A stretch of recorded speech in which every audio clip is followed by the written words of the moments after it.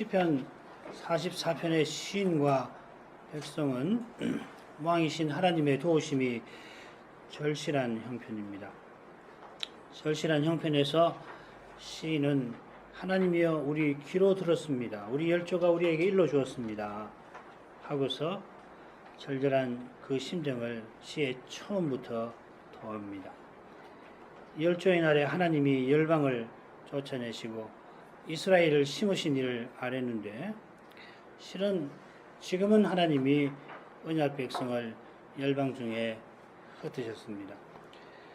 그처럼 시인이 왕이신 하나님이 대적에게서 구원해 주실 것을 구하면서 전에 하나님이 우리를 미워하는 자들로 수치를 당케 하셨다 고백한 것은 지금은 수치가 내 얼굴을 덮은 그 처지를 넌지시 드러냅니다. 첫째 단락에서 암시되어 있었던 형편이 이제 둘째 단락에 분명히 드러납니다. 앞서 첫째 단락에서 살핀 이스라엘의 형편처럼 이 단락은 크게 둘로 나눌 수 있습니다. 처음 부분은 하나님이 자기 백성을 버려서 열방이 그들을 탈취하고 그들이 열방에 흩어진 형편을 주로 다룹니다. 그게 9절에서 12절까지고 둘째 부분은 그런 형편에 처한 이스라엘이 열방에게 수치를 당하는 처지를 묘사합니다. 13절부터 16절까지 언약 백성이 수치를 당하는 둘째 부분을 보면은 처음 두 절은 백성이 열방에게 조롱당하는 내용이고 다음 두 절은 시인이 수치를 당하는 내용입니다. 지난 시간에 말씀드린 대로 이 시에 우리라는 표현이 많이 나오는데 첫째 단락에도 그랬듯이 여기서도 시인이 자기에 관한 내용을 조금 담고 있습니다. 언급합니다. 시인은 하나님을 나의 왕이라고 부르는 이스라엘의 왕인 것도 같습니다. 이런 짐작은 둘째 부분 처음에 나오는 내용에 근거합니다. 우리 군대와 함께 나가지 아니하시나이다. 전쟁을 통솔하는 왕일 수 있습니다. 그런데 고라자손의 마스킬이라고 했으니까 레이 찬양대라 보는 것도 좋습니다. 이스라엘이 전쟁할 때에 레이 찬양대가 전장에 함께 가서 군대 앞에 행했습니다. 역대하 20장을 인용합니다. 여호사밧이 몸을 굽혀 얼굴을 땅에 대니 온 유다와 예루살렘 거민들도 여호와 앞에 엎드려 경배하고 이에 백성들이 일찍이 일어나서 두고와 둘러 나가니라. 백성들로 더불어 의논하고 노래하는 자들을 택하여 거룩한 예복을 입히고 군대 앞에서 행하며 여호와를 찬송하여 이르기를 여호와께 감사하세 그 인자하심이 영원하도다 하게 하였더니 그 노래와 찬송이 시작될 때에 여호와께서 복병을 두어 유다를 치러 온 암몬 자손과 모압과 세일산 사람을 치게 하심으로 저희가 패하였으니 9절부터 12절 읽겠습니다. 그러나 이제는 주께서 우리를 버려 욕을 당케 하시고 우리 군대와 함께 나가지 아니하시나이다. 주께서 우리를 대적에게서 돌아서게 하시니 우리를 미워하는 자가 자기를 위하여 탈취하였나이다. 주께서 우리로 먹힐 양 같게 하시고 열방 중에 흩으셨나이다. 주께서 주의 백성을 무료로 파시며 저희 값으로 이익을 얻지 못하셨나이다. 이 부분은 사용된 동사를 통해서 두 절씩 묶을 수 있습니다. 9절, 10절은 하나님이 이스라엘에 이미 행하신 일들이 처음과 끝에 나오고 중간에는 시인이 생각할 때에 하나님이 앞으로 쭉 하실 것 같은 일들이 나옵니다. 그 히브리 동사가 대체로 이렇게 쓰이거든요. 완료는 일어난 일, 그리고 일어날 일은 미완료를 씁니다. 반면에 10절, 11절은 반대로 되어 있습니다. 대체로 보아 9절, 10절의 중간에 나오는 내용이 10절, 11절의 처음과 끝에 나오는 내용과 비슷하고 10절, 11절 중간에 나오는 내용이 9절, 10절의 처음과 끝에 나오는 내용과 비슷합니다. 이는 그저 문학적 기교에 그치지 않고 시인의 심정과 교훈을 전달하는 겁니다. 물론 이렇게 하면 시의 내용을 여기가 쉽게 됩니다. 9절 처음에 그러나 이제는 하면서 시인은 자기 백성이 처한 현실을 하나님께 아뢰입니다. 하나님이 자기 백성을 버려서 욕을 당케 하셨습니다. 언약 백성을 미워하는 자들이 자기 마음대로 약탈하였습니다. 가진 모든 것을 잃었습니다. 처절한 패배에 모욕감에 휩싸였습니다. 무엇보다 하나님께 버림받았습니다. 시인과 백성이 처한 현실이 얼마나 절망적인지 시인은 하나님이 다시는 왕으로서 자기 군대와 함께 하실 것 같지 않습니다. 혹 전쟁을 하게 될지라도 등을 돌려서 원수들에게서 도망치게 하실 것 같습니다. 이는 첫째 단락의 내용과 너무 다릅니다. 첫째 단락에서 시인은 하나님이 행하신 위대한 구원을 고백하면서 왕이신 하나님의 구원을 간구합니다. 구원이 하나님에게 있다 고백하여 하며 하나님을 의지하여서 전쟁을 치르려 합니다. 그런 시인이 둘째 단락에 들어와서 전쟁할 엄두조차 내지를 못합니다. 그만큼 하나님이 자기 백성을 버리신 일이 시인의 마음을 절망하게 만든 겁니다. 42, 43편의 후렴을 뒤집어 놓은 것 같습니다. 하나님을 바라며 찬송하려는 내 마음이 낙담하고 불안하여 하도다. 그러나 시인이 여전히 기도하고 있습니다. 하나님의 이름으로 원수를 밟고 하나님의 이름을 영영히 감사하리이다 할 때도 시인이 기도했고 이제도 기도하며 하나님이 우리 군대와 나아가지 아니하시리이다 합니다. 기도하는 그 내용 자체는 하늘 땅 차이가 납니다마는 하늘과 땅이 참된 기도에서 만납니다. 하늘에 하나님이 땅에 있는 우리를 가까이 하십니다. 인생이 하나님에게 나아갑니다. 기도가 전혀 사람에게 속한 것이라면 이런 일은 불가능합니다. 이런 교제는 하나님이 기도하게 하신 사랑에 있습니다. 그 사랑이 지금 시인들어 절망하게 하십니다. 사람으로서는 절망하지 않을 수 없는 현실입니다. 구원이신 하나님이 버리셨으니 이보다 절망적인 것은 없습니다. 그런데도 하나님을 버리신 하나님에게 시인이 나아갑니다. 이는 하나님이 자기 백성을 버리셨지만 아주 버리신 게 아닌 까닭입니다. 아니, 하나님이 여전히 시인을 붙드시는 까닭입니다. 하나님은 우리가 오직 하나님만 의지하게 우리 믿음을 흔드십니다. 우리 믿음이 조금도 우리에게 달려있지 않음을 깨닫게 하십니다. 우리가 간절히 믿고 싶어도 믿음이 우리 안에서 생기지 않게 하시는 것은 그 믿음이 오직 하나님의 선물임을 깨우치려 하시는 것입니다.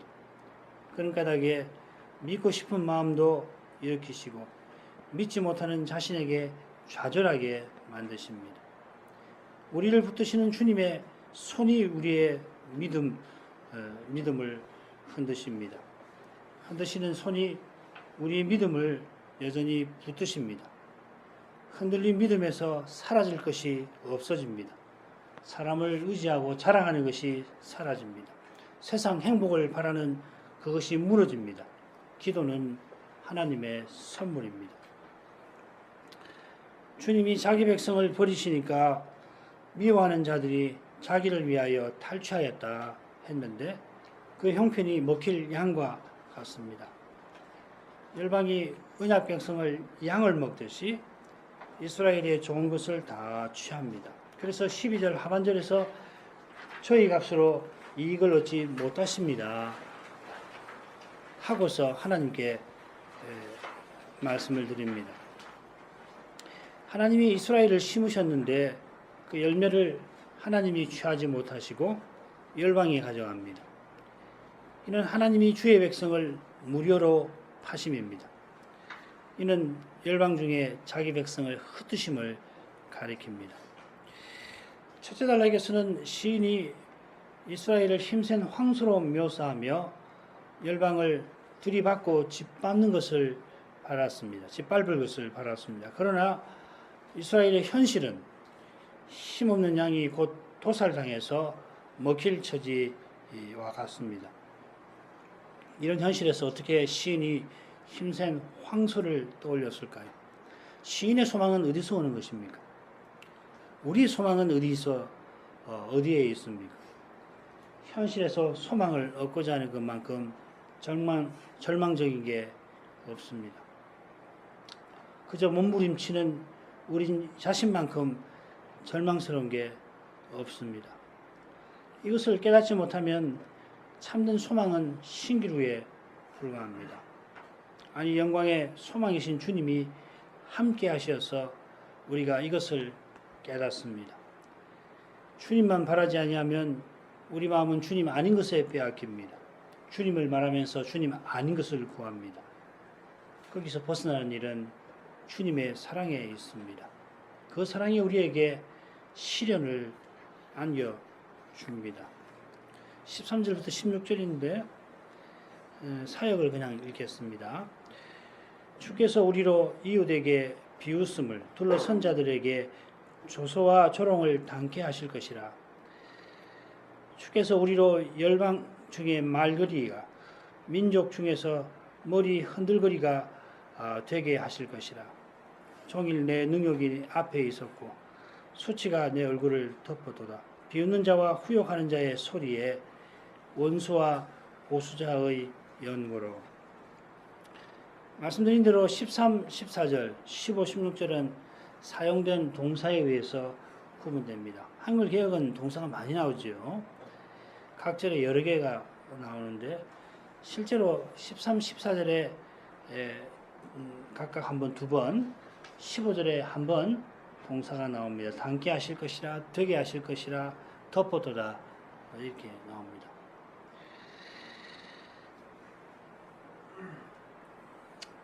앞서도 말씀드렸습니다마는 시인은 하나님이 자기 백성을 버려 열방 중에 포로되어 있는 현실에서 자기 심경을 공합니다. 이미 포로된 이스라엘은 조롱당하는 중입니다. 그 조롱이 시인의 생각에는 계속될 것 같습니다. 끝나지 않을 것 같습니다. 다만 이 부분에서는 9절부터 12절과 달리 조금 다르게 백성의 수치와 시인의 수치가 사용된 동사에 의해서 대비되고 있습니다. 시인이 첫째 단락에서 왕이신 하나님만 구원하실 것이라 고백하면서 하나님이 전에 어떻게 구원하셨는지를 아뢰었습니다. 오직 주께서 언약 백성을 구원하셨는데 우리를 미워하는 자로 수치를 당케 하셨다. 7절에 밝혔습니다. 그러나 이제는 우리를 미워하는 자들이 조롱합니다. 그 조롱이 계속 이어집니다. 전에 하나님이 구원하셨을 때는 언약 백성이 종일 하나님으로 자랑하였습니다마는 이제는 하나님을 회방하는 말을 종일 듣습니다. 그 현실에 시인의 마음은 절망에 휩싸입니다. 영영 주님을 찬송하지 못할 것 같은 생각이 듭니다. 생각이 일어나는 겁니다. 속에서. 이런 점에서 15, 16절의 내용을 살필만 합니다. 시인은 나의 능욕, 수치를 말합니다. 시인이 고라사손으로서 하나님을 찬송하는 사람인데 열방이 포로 잡은 언약 백성을 조롱하며 하나님을 회방하는 것을 종일 보고 있습니다. 42편의 시인은 밤이고 낮이고 눈물이 내 음식처럼 되었다 했습니다. 탄식하는 시인은 오실 메시아를 갈망합니다. 그 갈망이 기도하게 합니다. 절망뿐인 현실에서 탄식하게 합니다. 시인이 바라던 일이 자기 시대에 이루어지지 않더라도 메시아는 틀림없이 오실 것입니다. 그처럼 메시아는 틀림없이 다시 오실 것입니다. 이런 점에서 우리는 구약 시인과 다르지 않습니다. 다시 오시는 그리스도는 틀림없이 우리의 간절한 소망을 이루어 주실 것입니다. 그분이 이미 영광의 소망으로 우리와 함께 계십니다. 바로 이 점이 구약 시인과 우리가 다른 점입니다. 다시 오실 그리스도는 이미 우리의 해답으로 계십니다. 우리 눈앞의 현실과 달리 해 저 너머에서 그분은 내 교회를 세우리라 그 약속을 이루고 계십니다. 그 약속이 우리들어 기도하게 합니다. 우리의 기도가 주님이 약속 이루시는 증거이기도 합니다. 참으로 기도하는 우리는 결코 외롭지 않습니다. 혹 나 혼자 기도하는 그때라도 이미 주님이 함께 하십니다. 주님을 믿는 형제들이 함께 있습니다. 우리가 매일 기도하며 함께 주님에게 자라갑니다. 바로 여기에 시인이 멀리서 갈망하던 구원이 있습니다. 그 구원은 우리가 십자가를 앞두고 그리스도처럼 아바 아버지라고 부르짖는 거기, 십자가를 앞두신 그리스도처럼 아바 아버지라고 부르짖는 거기서 이루어져 갑니다. 그리스도도 할만하시거든 이 잔을 내게서 지나가게 하옵소서. 그리스도도 이렇게 구하셨는데 연약한 우리가 고난의 현실 앞에 오죽하겠습니까? 그런 연약한 우리가 성신 안에서 나의 원대로 마옵시고 아버지의 원대로 하옵소서 구하게 됩니다. 사람의 마음으로는 이 어려운 현실에서 별의별 생각이 떠오릅니다만 그런데도 주님의 뜻을 구하는 일은 성신님의 생각입니다. 바로 그 생각을 아버지께서 우리 마음을 감찰하시면서 찾으십니다. 신처럼 이렇게 조금 더 가면은 다 무너질 것 같은 마음이 우리에게 듭니다. 위대한 시인도 그러했습니다. 인생이라 그런 겁니다. 그런 마음이 들면 믿음 없는 게 아닙니다. 믿음이 본래 그런 것입니다. 믿는 우리는 믿지 못하는 존재입니다. 믿음은 전적으로 선물입니다. 다른 모든 선한 것도 주시는 것입니다만은 믿음은 단연 하나님이 은혜로 주시는 것입니다. 내가 믿음을 만들어서 무슨 힘을 발휘하는 거 아닙니다. 그런 믿음은 시인의 믿음이 아닙니다. 참된 믿음이 아닙니다. 참된 믿음은 시인처럼 절망적인 현실에서 낙담하고 불안해합니다. 그런데도 기도합니다. 소망합니다. 그러다가 다시 낭망하고 불안합니다. 이런 자신을 부끄러워하지 마십시오. 정말 부끄러운 것은 자기가 그런 존재 아니라고 내세우는 교만입니다. 셋째 단락, 이 단락도 둘째 단락처럼 두 부분으로 크게 나눌 수 있습니다. 첫째 부분 17절부터 22절까지는 시인이 백성과 함께 언약을 지켰습니다 하고 호소를 드립니다. 하나님이 열방에 흩으셨어도 이스라엘이 주를 잊지 아니하였습니다. 언약 지킨 사실에 호소하면서 시인이 둘째 부분에서는 23절부터 26절까지에서는 주님의 구원을 간절히 구합니다. 크게 이렇게 둘로 나눌 수가 있고 많은 주석가들이 이렇게 나눕니다. 그런데 이 두 부분이 첫째 부분과 같이 서로 밀접하게 붙어 있습니다. 첫째 부분도 크게 과거의 일, 또 미래의 소망이 둘로 나눌 수 있지만 그 내용이 서로 밀접히 연결되어 있는 것과 같습니다. 우선 두 부분 모두 시인의 물음이 나옵니다. 21절, 23, 24절. 첫째 물음 앞에 나오는 내용 17절부터 19절, 둘째 물음은 똑같이 언약의 신실함과 인자함에 관한 주제, 둘째 물음 앞에 나오는 내용 하고 첫째 물음 앞에 나오는 내용이 17절부터 19절이고 둘째 물음 뒤에 나오는 26절부터 26절은 똑같이 언약의 신실함과 인자함에 관한 주제를 다룹니다. 이스라엘은 언약을 어기지 않았습니다. 시인은 언약 백성을 향한 주의 인자심을 바랍니다. 언약을 어기지 아니한 이스라엘이 사망의 그늘에 있고 그처럼 진토에 구풀인 상태입니다. 바로 이것이 이 단락 중심에 생생하게 기록되어 있습니다. 우리가 종일 주를 위하여 죽임을 당케 되었나이다. 이 억울한 현실을 마음의 비밀을 아시는 하나님이 모르실 리가 없을 것입니다. 이어 나오는 도표는 방금 설명해 드린 내용입니다. 참고하십시오. 17절부터 19절을 읽겠습니다. 이 모든 일이 우리에게 임하였으나 우리가 주를 잊지 아니하며 주의 언약을 어기지 아니하였나이다. 우리 마음이 태축지 아니하였고 우리 걸음도 주의 길을 떠나지 아니하였으나 주께서 우리를 실랑의 처소에서 심히 상해하시고 우리를 사망의 그늘로 덮으셨나이다. 17절 처음에 나오는 이 모든 일은 지금까지 살핀 이스라엘의 형편을 가리킵니다. 이스라엘이 열방에 흩어져서 민족 중에 조롱거리가 되었습니다. 게다가 시인의 생각에 이 형편이 도무지 바뀔 것 같지가 않습니다. 이는 19절에 밝힌 대로 사망의 그늘이 두려운 상태입니다. 그 중간에 시인의 호소가 나옵니다. 그러나 우리가 주를 잊지 아니하고 언약을 어기지 아니하였나이다. 시인의 호소는 요업의 호소와 비슷합니다. 이스라엘이 요업과 같이 순전한데 하나님에게 버림받아 열방에 흩어진 그런 일을 찾기가 어렵습니다. 혹시 이 시가 쓰인 배경이 다윗과 그 군대가 아기스에게 의탁을 해서 블레셋 연합군에게서 겨우 벗어났는데 그때 아말렉 족속이 시글락을 약탈해서 다윗 부족의 온 식구들이 사로잡혀갔던 그때일까요? 우리에게 중요한 것은 이 시의 역사적 배경을 정확하게 아는 것보다는 시인의 고백과 간구와 호소에서 그리스도를 바라보는 그것입니다. 시인과 백성은 하나님에게 버림받은 형편에서 모든 것을 잃은 처지에서 주를 기억하고 언약을 지켰습니다.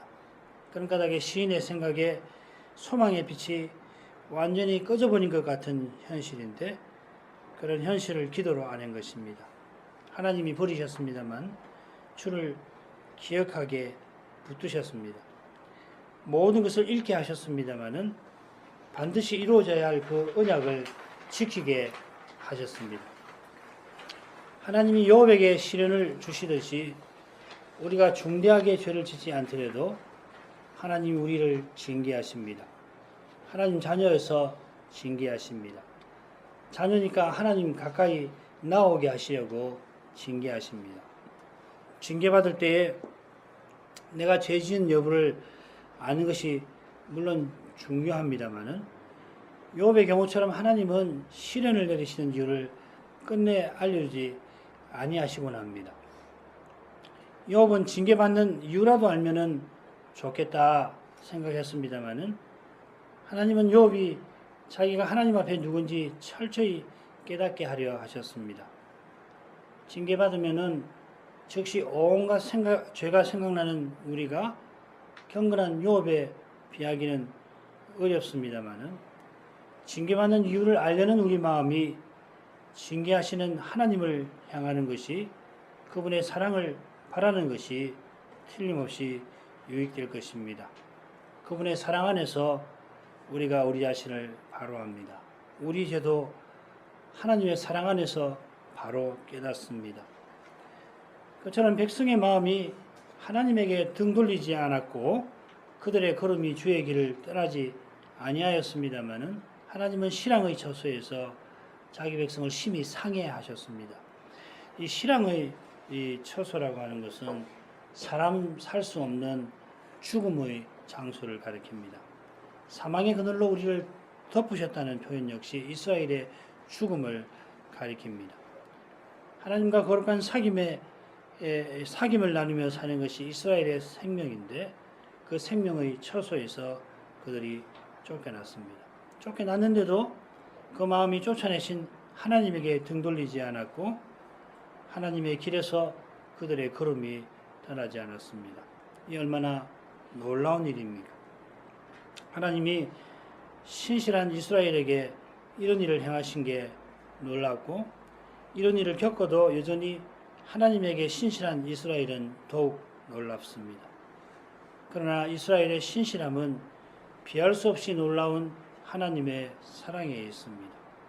그 사랑의 놀라움을 다음 부분에서 계속 확인할 수가 있을 것입니다. 20절 그것도 22절. 우리 하나님의 이름을 잊어버렸거나 우리 손을 이방 신에게 향하여 폈다면 하나님이 이를 더듬어내지 아니하셨으리까. 대저 주는 마음의 비밀을 아시나이다. 우리가 종일 주를 위하여 죽임을 당케 되며 도살할 양같이 여김을 받았나이다.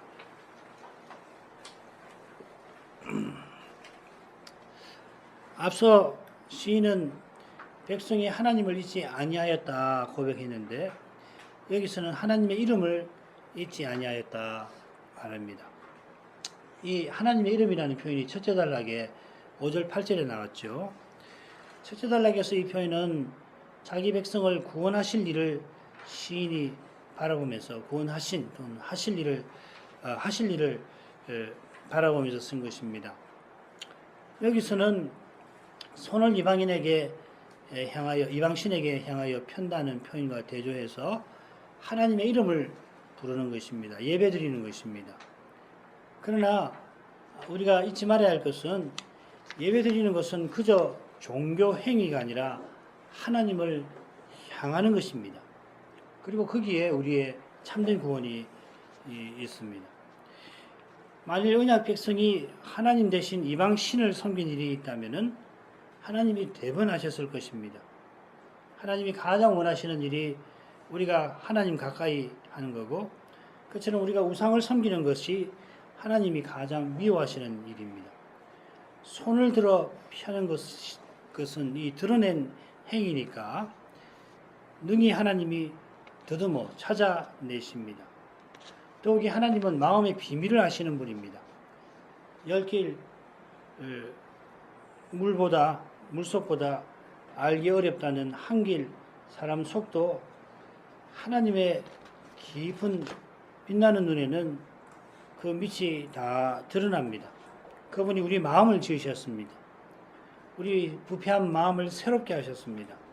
그런 하나님 앞에 인생이 어찌 속일 수가 있겠습니까? 시인의 고백이 너무 대단한 거 아닌가 혹이는 생각 드시지 않습니까?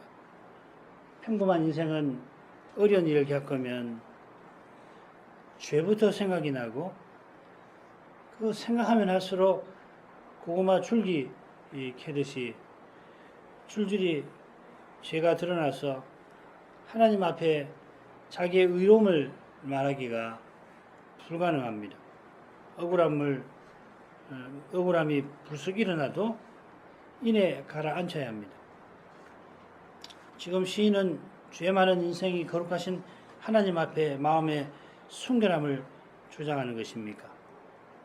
이 부분을 이렇게 본 학자들이 있어요. 어떤 학자들은 이 바리새인들이 후대에 보이는 그런 태도를 지금 보인 것이다. 그래서 하시딤이 등장할 그때 쓴 시다 뭐 그런 이야기 하는데요. 시인이 마음의 비밀을 말하는 것은 주를 섬기는 그 마음을 주님이 주신 까닭입니다. 그저 내 마음뿐이라면 감히 하나님 앞에 순전함을 말씀드리지 못합니다만 주를 섬기는 마음은 주님이 주신 것입니다. 그래서 시인은 자기가 주를 위하여 죽임 당케 되었다 고백하는 것입니다. 이 표현이 22절 처음에 나옵니다. 이는 주를 위하여 우리가 종일 죽임 당케 되었음이니이다. 하나님만 섬기고 주의 길로 행한 까닭에 시인과 백성이 고난당하였습니다. 다윗과 그의 용사들이 과연 그랬습니다. 22절이 로마서 8장 끝무렵에 인용된 걸 잘 아십니다. 사도가 로마서를 기록한 때가 고린도후서를 보낸 직후일 겁니다. 어쩌면은 고린도후서를 먼저 보내고 세 번째로 고린도를 방문하던 그 석 달 동안에 로마서를 썼을 것도 같습니다. 로마서 작성 연대를 정확히는 모르지만은 당시 사도의 형편은 정확히 알 수 있습니다.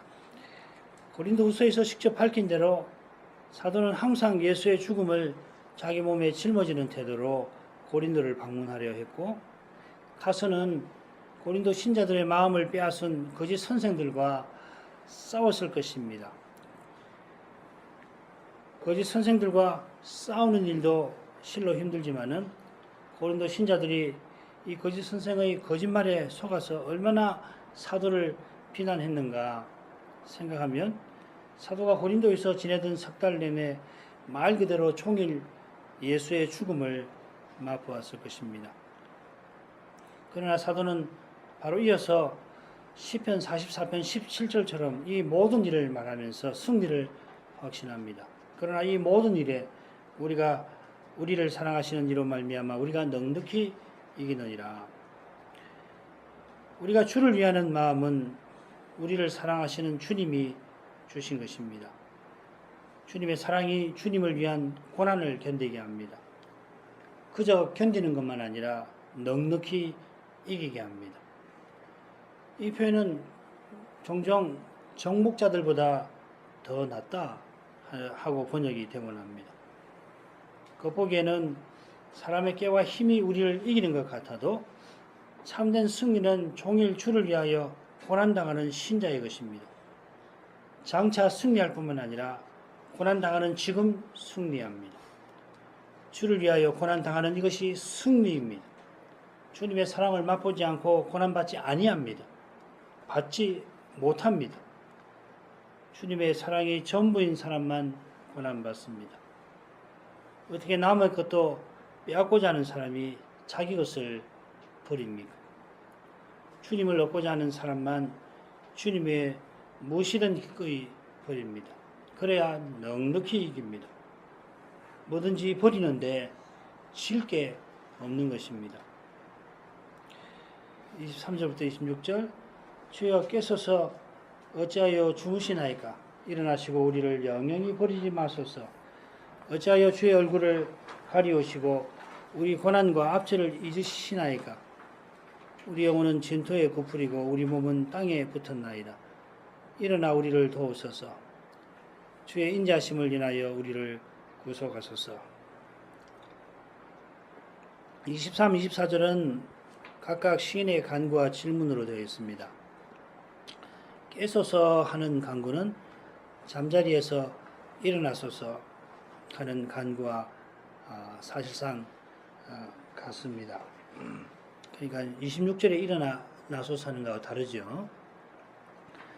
26절에 일어나소서 하는 것은 행동을 하고 있지 않다가 어떤 행동을 하기 위해서 일어서는 거고 23절에 일어나시고는 잠자리에서 일어난다, 기침한다 하는 뜻입니다. 버리지 마소서 하는 간구는 하나님이 주무시는 것과 붙어 있는데 하나님이 주무시는 것은 자기 백성을 버리시는 것을 상징합니다. 자기 백성을 버리신 것은 진토의 굽으림, 땅의 붙음에서 보듯이 죽음을 맛보게 하신 것입니다. 원수들이 약탈하고 조롱하는 것도 죽음입니다마는 하나님이 버리신 것, 고난과 압제를 잊으신 것, 실로 죽음입니다. 죽음의 자리에서 시인과 백성은 주의 인자하심을 바랍니다. 주님이 틀림없이 언약을 이루시고 언약의 복을 주실 것을 바라봅니다. 그 언약은 주님이 맹세로 맺으신 것입니다. 하나님의 언약 인자하심은 영원합니다. 성신은 우리 안에 영원히 계십니다. 하늘에 우리의 영원한 대지상이 계십니다. 사도가 시편 44편을 인용한 대목에서 이렇게 끝맺습니다. 내가 확신하노니 사망이나 생명이나 천사들이나 권세자들이나 현재일이나 장래일이나 능력이나 높음이나 깊음이나 다른 아무 피조물이라도 우리를 우리 주 그리스도 예수 안에 있는 하나님의 사랑에서 끊을 수 없으리라. 하나님의 사랑이 우리를 틀림없이 구원하십니다. 기도하겠습니다. 사랑이신 아버지, 바울사도가 종일 주를 위하여 죽임을 당하면서 주님의 사랑을 인하여 넉넉히 이긴다고 고백하였습니다. 하나님의 사랑에서 어떤 것도 우리를 끊을 수 없는 까닭입니다. 그 사랑이 예수 그리스도 안에 있습니다. 예수님이 우리를 위해서 십자가를 져주셨습니다. 이 메시아를 옛날 시인과 신실한 백성이 바랐습니다. 멀리서 바랐지만은 하나님의 아들은 그들에게도 해답이 되어 주셨습니다. 부활하신 예수님은 이미 우리의 해답으로 계십니다. 성신은 우리와 함께 하십니다. 주님이 함께 하셔서 우리가 기꺼이 고난받을 수가 있습니다. 주님이 아버지께 나아가는 길이 되셔서 우리가 기도할 수 있습니다. 성신님이 감화하셔서 저희 마음을 늘 하나님께로 이끌어 주옵소서. 예수님 이름으로 기도합니다. 아멘.